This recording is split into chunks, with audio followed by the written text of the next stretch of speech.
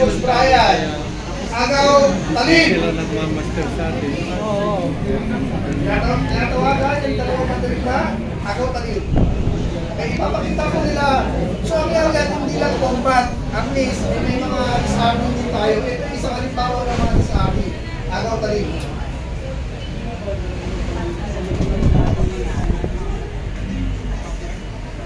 Yan, yung mga agaw saksak, palaksak.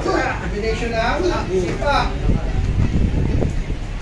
Yan, tsaka kung makikita nyo, yung ginagawa nila, hindi ginagamitan ng lakas sa lakas.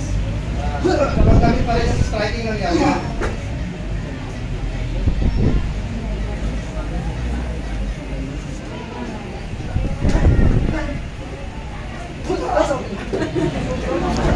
Wala ha? Kundi na naman. Okay, thank you. Salamat. Okay, ito yung pinakaihintay ko isang napakalupit na isang senior ng Yawian Pasay maestro.